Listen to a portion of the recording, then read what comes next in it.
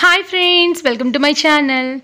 Last ఒక వీడియోలో నేను అడిగాను కుకింగ్వి మడ్ పాట్స్ ఎక్కడైనా దొరుకుతుంటే చెప్పండి ప్లీజ్, నాకు కావాలి అని.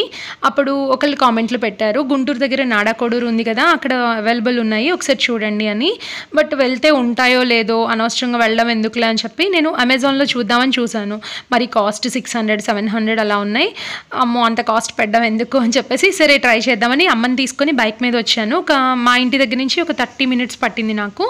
ఒక 12 తీసుకున్నాను, పెద్దవి చిన్నవి కలిపి. వాళ్ళు పెద్దగా చెప్పలేదు, నేను బార్గెనింగ్ చేయలేదు. 2100 అయినాయి. తర్వాత వీళ్ళకి నర్సరీ ఉందన్నమాట. చూడండి మొక్కలు, నిజంగా ఎంత అదృష్టవంతులో కదా. మొక్కలు, ఆ పాట్స్, అబ్బాబ్బా.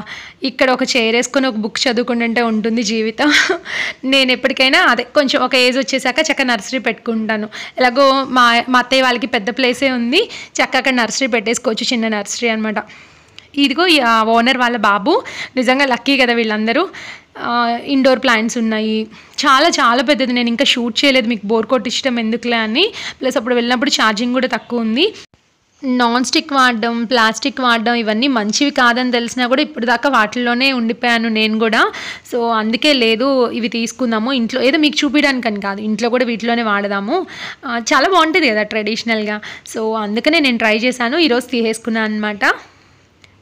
చూసారా, ఇవి తీసుకున్నాను. ఇంక ఇంటికి తీసుకొచ్చి అమ్మని సర్దమంటే పని ఉంది అని చెప్పింది, రేపు సర్ది పెడతానులే అని చెప్పింది. నాకేమో సర్దడం భయంగా ఉంది ఇవి. సో అందుకని చెప్పేసి ఏం చేశానంటే, ముందు స్టెప్స్ కింద చిన్న రూమ్లా ఉంటుంది, అక్కడ గడ్డి వాళ్ళు నాకు గడ్డిలో ప్యాక్ చేసి ఇచ్చారనమాట. అది తీసుకొచ్చి గడ్డి వేసి ఇవన్నీ ఇలా దాచిపెట్టుకున్నాను. రేపు అమ్మ సర్దుతుంది. ఓకే ఫ్రెండ్స్, ఇంకో వీడియోలో మళ్ళీ కలుద్దాం. బాయ్ అండి.